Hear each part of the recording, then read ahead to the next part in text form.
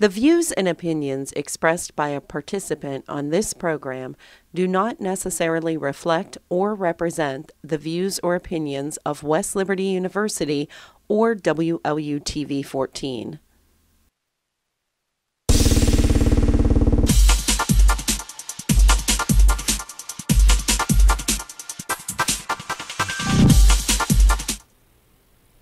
Hi, I'm Pete Holloway. I'm a Senior Vice President with Hazlett, Burton & Watson and a financial advisor, and I'm also a certified financial planner.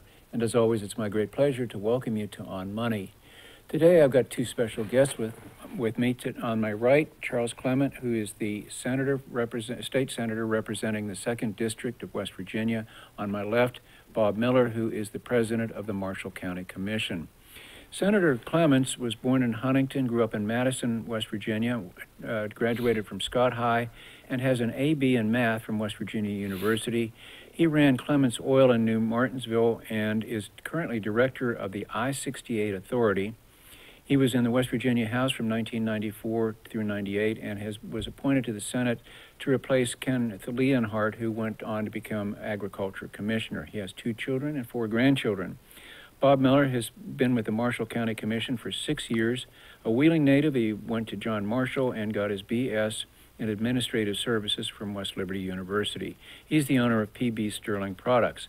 I'd like to thank you both here. We're going to be talking today about several subjects. One is, and the primary subject, the I-68 corridor and the economic benefits it should bring to our area. I'm also going to check with Senator Clements about what he sees as the big issues coming up in the West Virginia legislature, which will be starting very shortly. And Bob, we're going to be talking about chemical issues in the Marshall County area. Senator Clements, tell us about I-68. Why is it important? What is it? Well, back in the mid-90s, the legislature created the West Virginia Route 2 Interstate 68 Authority to promote the development of those 2 highways, to bring Route 2 up into a 4-lane highway from Chester to Parkersburg, and also extend Interstate 68 from Morgantown to Moundsville. That was in part of the legislation, and it involved 10 counties, and each county appointed 2 representatives to the authority. And it was our purpose to extend that highway, knowing full well the economic development of what that can mean to this whole area in the northwestern part of West Virginia. And for some reason, that road ended up in Morgantown, and we wanted to see that come all the way to Moundsville. Okay. Because the future and economic development up here is great potential. Well, thanks to fracking. Connection. Yes, we need that connection. Bob, can we bring that map up, Teresa? This is one of the many routes that I-68 will be taking. We know the geography, Bob. It's going to be darned expensive. Now, the payoff is going to be wonderful, but getting there is going to be tough. How do you see it getting paid for? The typical way to pay for a highway like this is federal and state money. And since it hadn't gone anywhere with that, back in 2014, when I became aware that Marshall County had lost $10 million a year in potential revenue due to the Cracker Bill. Now, that gave a 95... What is the Cracker Bill? The Cracker Bill was passed in 11 and gives a 95% exemption to certain businesses over $50 million and above and in their tiered levels for a period of 10 years. So $10 million, that's $100 million Marshall County lost at current tax rates over a 10-year period. So I had taken this to then Department of Highways Secretary Maddox, and he spent 10 to 15 minutes explaining what money wasn't there in the state to build this section of road. Then I told him what I just told you, and all he said was, I need to put you in touch with our attorney, Brian Helmick, to start legislation to allow you to utilize this money when it comes back to you. So that's where we are right now, and Senator Clements is my primary sponsor of the legislation going back for a 4th year, and we're optimistic about it this year. Do you see Trump is talking a lot about infrastructure? Do you think he can tap into that? We're certainly trying, and with the course of events, you may be aware that I was lucky enough back in October, the White House, their Intergovernmental Affairs group under Deputy Director Billy Kirkland invited all the county commissioners in West Virginia over to the White House for a briefing. And we didn't know what this was going to be, if it was a meeting with the president or whatever, but it turned out to be a meeting explaining to us how to contact different secretary positions within the White House, their representatives, about different issues like infrastructure. And so went over, we got their contact information, met some of these people, and then I did a follow-up with a copy of a white paper with some alternate funding plans beyond the cracker bill money that'll come back to the counties.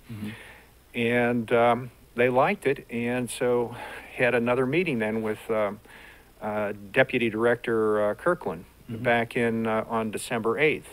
And he made the suggestion that I bring over the legislators and some other small meetings of people involved in the industry and key people in this region to state their case for the need for this section of highway. So hopefully we'll be considered for the infrastructure projects that'll be coming up here, or the announcement from the White House. So Great. no guarantees, but we're Every hoping little that bit helps. that's getting us at least in the right area to be talking about it. And one other quick question, I want to get back to Senator Clements. Estimated cost? Nobody's really throwing that out right now. We're north of $1 billion, but we haven't heard anything definite. So Again, that much money being pumped into the local area would be a terrific boon when this was economically. first proposed, there might not have been cost justification in between, other than to get to WVU a little bit quicker for the ball games. But now we've got billion-dollar facilities that have grown up in the middle of Marshall County, and it's very expensive and hard to get to for the industry to build these. We just passed a $100 million water line on the way over to West Liberty this morning, going from the river out to Dallas Pike. And I don't think Charleston understands the cost of the infrastructure that's being built. We have $300 million, $500 million pipelines out in Marshall County right now. And you have to be able to get out there to build these things. Senator Clements, I know obviously you, being the director, the executive director of the I-68 Authority, you've spent a lot of time studying this. There are numerous maps, and sometimes I-68 goes to Moundsville, and another one it goes to Martinsville, another one goes here and there. Can you give us a little, because you've looked at this so closely, the justifications for each of those, and if you have a personal preference and why? We know where it starts in Morgantown, but where does it end up? Well, Pete, let's go back a little bit earlier. Both President Trump, candidate Trump, and candidate Clinton both put infrastructure high as a high priority when they were campaigning. But, I'm disappointed we haven't seen anything come out of Washington yet as far as infrastructure. It's been, I don't know how many years now since that bridge collapsed in Minneapolis. And I thought at the time the alarm clocks would be going off in Washington that we need to do something with our infrastructure. They hit the snooze alarm and just kept right on going. And I told Bob twice in a couple of trips I've made to Columbus, there has been major tie-ups on Interstate 70. One of them, an accident on the east side of Zanesville, backed up traffic in the westbound lane, clear to Cambridge. That's 24, 26 miles of bumper-to-bumper stop traffic. And then one time when we were coming back, we got caught in what I call the pig wreck at St. Clairsville. And my normal 3-hour trip took 8 hours. It just goes to show you how underbuilt our infrastructure is today. It wasn't made to handle all of this truck traffic and everything. And this is particularly true when we look at now in Marshall, Wetzel, Doddridge, Ritchie, Tyler counties, with all of this construction and all of this well drilling and stuff. The roads are just totally packed with, And are deteriorating with because of it. Oh yeah, they just weren't built to handle this. Now, back to your original question. The highway department put up many routes. Some of them begin in Morgantown, some of them begin in Fairmont, and there was even one route that would have begun down in the neighborhood in the Clarksburg, Bridgeport area. Then they would funnel up, and it looked like a railroad track with junctions and everything. Some of them went to New Martinsville. Some of them went to, came up through Marshall County and into Moundsville. I think Bob will somewhat agree with me that the ideal situation for me, with Sea Route Interstate 68 run from the Morgantown area to Dayton, Ohio. Mm-hmm. That does a lot for West Virginia. It does a lot for Ohio. It's going to take a lot of that truck traffic and stuff out of Columbus and those big areas like that. But we still need the roads here in Marshall and Wetzel County to handle this gas industry. Mm-hmm. And like Bob mentioned, I said, you don't hear anything in Charleston about these $100 million pipelines that ran out through there. You don't hear anything in Charleston about these small plants that are located throughout the area. I go and think of the one in Wetzel County. There is a plant in Mobley that was built by Mark West. I believe it was Mark West Energy. I remember going out there and playing softballs years ago, and I thought, this will never be anything but a ball field. And now here this multi-million-dollar plant out there, but no one knows about. And it's going to become one of the, I think, the northern terminus of that Mountaineer pipeline that runs clear down through the center part of the state. Okay.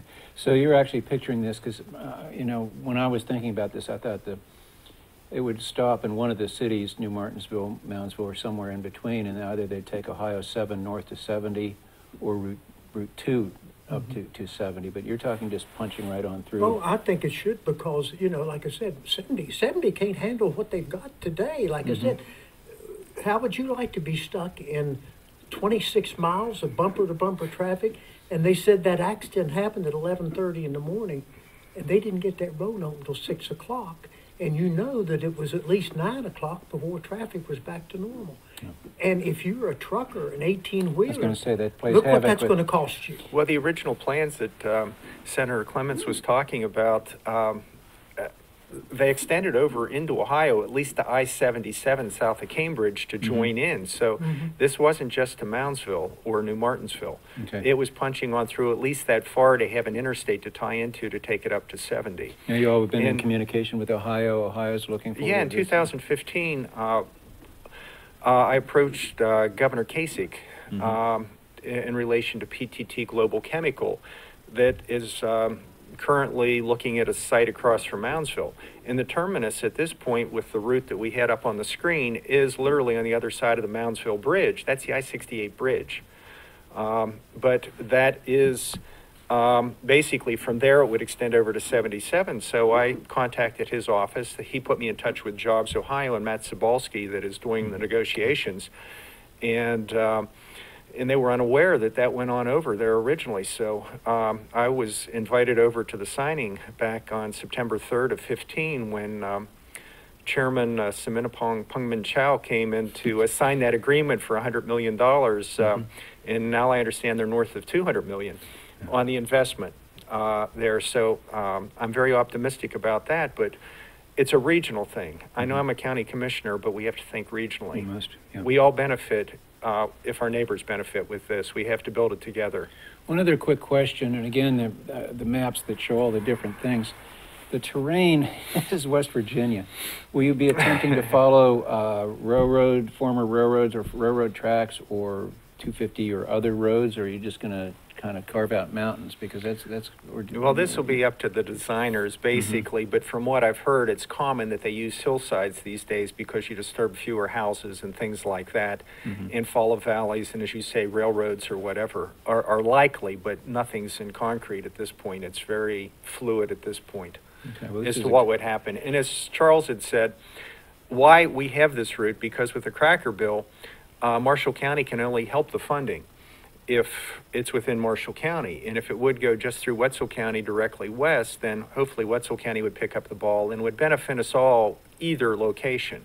But the emphasis has been we gain a lot of traction there, and plus the bridge is in place up in Moundsville. But there are other routes through Moundsville closer to New Martinsville that would be a nice compromise for all of us. One final question, and this is me being a Wheeling resident. This could potentially siphon traffic away from I-70 going through Wheeling and with people who would be spending their money in Wheeling. How do you answer that? Well, it's like Bob said, this is a regional thing, and the benefits of the growth in the economy, I think, will make up for any potential most definitely traffic. And just early on, I am just really thrilled to death.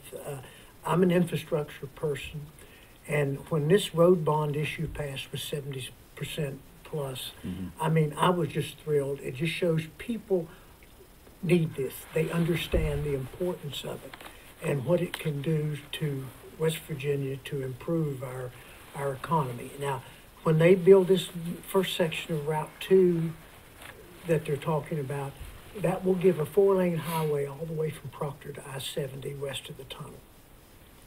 And that's going to be a tremendous benefit. And Bob's proposal for his high-low development of sites, the thing we like, and I think if you talk to the economic developers, they're going to say, we don't have the land. It's all occupied already, with plants. And, if they tear down the Camera plant, which I understand is going to happen, that's going to create some land there. Space. If we move Route 2 to the hillside between Proctor and Kent, that's going to open up a lot of land in there. And there's so much can depend on this thing, that we get it right in Charleston. There's going to be expansion of all these plants up and down the river. It's going to make a difference. Bob may address more of that because most of that's in Marshall County. Unfortunately, Wetzel County does not have any real developable land on the riverfront. Now, Tyler County does, and God bless them. We have to look at what they can add to the whole. Again, the regional. Yeah, and we've got the rail, we've got the river, and so many people look at this river as a barrier between us and Ohio. But the truth of the matter is, that's the greatest asset we've got in this area. Is that Ohio River. It is such an asset. Great. Well, let me change subjects here because I don't want to run out of time. I promised that you would be talking about what do you see coming up in the legislative session. We won't hold you to this in 60 days. Oh, I understand that because things. I think one of the biggest things that's going to be an issue this year in the legislature is going to be the removal of the inventory and equipment tax on business. Can you explain what that is for? Well, when you get all these organizations that build the plants and things that come in, they end up paying property tax, personal property tax, on their equipment and inventory that they've got. Well, now, we've addressed a lot of the inventory issue, but still yet we keep finding that in trying to be competitive with other states. In my discussion with the Senate President earlier this week, he says, I don't like it when we're out of step with all of our neighbors around us. Now, this is going to be a very contentious issue, Pete, because the counties depend on that money, cities depend on that money, and above all, the Board of Education depends on that money. And for us to come in and say, we're going to take it away. Well, one thing about representing 9 counties is the diversification of economies in those 9 counties is unbelievable. You've got Marshall and Wetzel and Doddridge County and Ritchie County. These counties are very affluent with money, but then when you get, and Monongalia County, of course, but when you get down into Calhoun and Gilmer County, they struggle. And this would do away with some of these personal property taxes, particularly if it got so far as to say we're going to do away with personal property tax on automobiles. It would just be devastating to those counties. But the Senate says we're working on a way to find out to guarantee the counties will not lose money because of this. Now, how contentious, you can imagine to get everybody to agree on something. That's what you get paid for. But this also requires a constitutional amendment. It has to go before the people because the property taxes and everything are governed by what's in the Constitution. And this will take a constitutional amendment to pass. And if I'm not mistaken, it'll take 60% to pass this, whereas some of these other, like Board of Education and bonds and the road bond really required, I think, 50%. But this would take a 60%, and it would be a phase-out over a 7-year period. That is one of that would be the biggest contentious issue I see this year in the session. The other thing is we've got to address, and we're working on hard, I've been working on this hard particularly, is our problem with our jails and prisons. I've been reading about that, yeah. First of all, they're overflowing.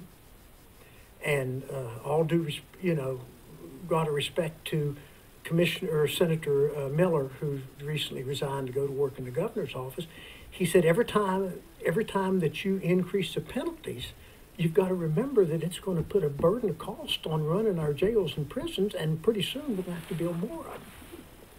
So we've been working mainly with the staffing issue.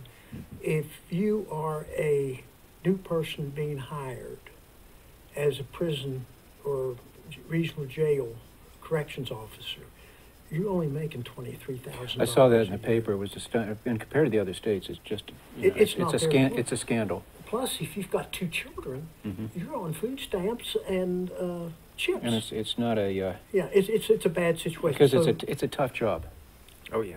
being a prison guard. And the thing of it is, if you work 16 hours, you're going to lose your edge. And I guarantee these prisoners are all arrested. They don't lose their edge. Okay, yeah.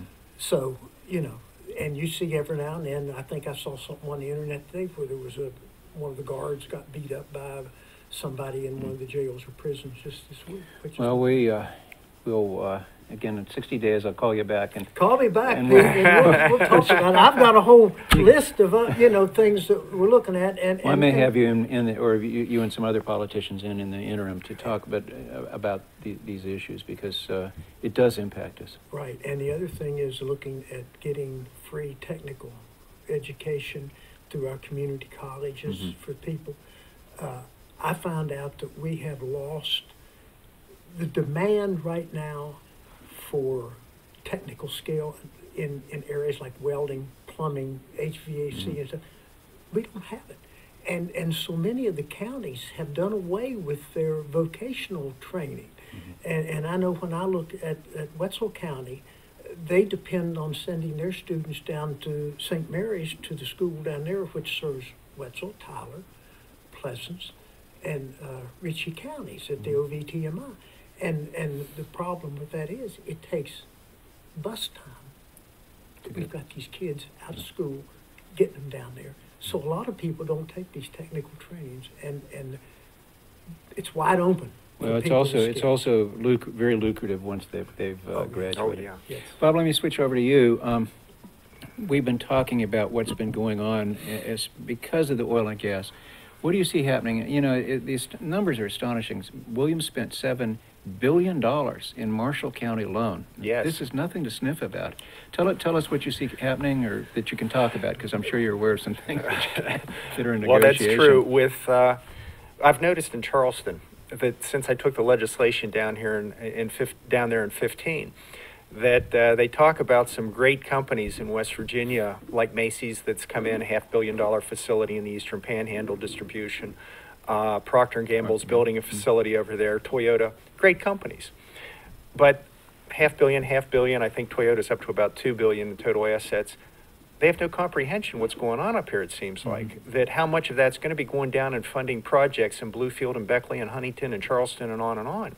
They don't seem to be taking on that the idea that this is where it's at and we need to cultivate this. If it was a private business, they would be investing where the fastest profit and revenues comes from for everybody in the most jobs, and we are where it's at. I drive to New Martinsville a lot, and I passed an $800 million plant and then a $1 billion plant. And Exactly. Again, it's astonishing, those numbers. Well, with the recent deal with China, now that is proposed. Nothing's in concrete yet. All we need is 10% of that, and that would be Southwestern Energy Mhm. that have moved in here over the last couple years, they committed when they came in here $24.5 billion over a 10 to 15 year period. $24.5 billion, about a third the size, just a little under the third the size of the China deal. And Now, I didn't what- hear what- anything in Charleston about What that. area does that cover? That would be southwestern Ohio, across the river from us, Mhm. Wetzel, Marshall, Brooke counties, Ohio counties. Mhm. And so that's a fair amount of That's up. change. And when you look at the old steel, the old coal, the old chemical industry in the valley that really made us churn when we were kids, it pales. It leaves it. Yeah. By comparison, people don't understand, the average person doesn't understand what's going on. You mentioned passing the plants going to New Martinsville. I saw here a few months ago, Chevron has started 2 super pads in Marshall County. Now you drive by, you see the Christmas tree out there in the nighttime and think, oh, that's nice.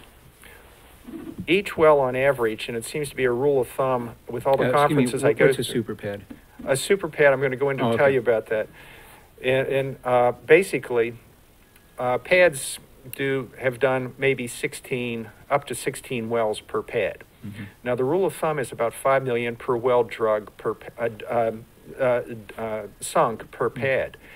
These are 35 wells per pad. We're looking at $1/3 billion in 2 pads, and you see the Christmas tree for a few months and it's gone after they drill it. And people just don't comprehend when they're driving by what we're looking at around here. So, you know, $350 million and Well, and back to regional too. This has, I guess, been under the radar, but there will be a gas-fired utility plant at Ormet that was just yeah, I heard just that. That's come into wonderful. and fine. It's across the river. Our people will be employed one way or another Oh, in yeah. constructing it or maintaining it. So Most definitely. and that I think we're going to be seeing more and more of that. And also, if something happens in Hancock County, you and Marshall County will be a beneficiary of it. Yes, everything that's happening in the region here, everybody is floating up with this rising tide right now. Mm-hmm. The storage hub, you probably heard the announcement in the last few days that federal loan guarantees for up to $2 billion are being discussed. They've passed the first in several stages, but it's a significant milestone to go past. Mm-hmm. And what those loan guarantees, they don't mean the feds are going to build these for us. It's going to be private industry that'll be able to go out and get loans cheaper, knowing that the feds will stand behind that if it would fail. And it's not going to fail. It's proven technology. We've got Mountaineer LNG just about 12 miles south of the proposed PTT Global site over just north of Clarington across from Blue Racer in West Virginia along the Ohio River. Mm-hmm. And I think they've got over $15 million invested in that already. Mm-hmm. And I think that's a $150 million facility, potentially going up to as much as $500 million if they expand that for underground storage. So that is real. What's happening with the loan guarantees, that's still in the stages of happening, but we've got real things happening with the storage hub starting here. That's true. Anyway, we're running out of time. I'm going to have you both back. It's so exciting to hear this stuff, and I don't think we recognize what's happening. Good luck. Keep Charleston straight for us, please. That's a job, please, I'm telling you. I hope you can handle it. And again, thank you both for your service to the community. I'm Pete Holloway. We'll be seeing you next week. I hope you have a great week. You know,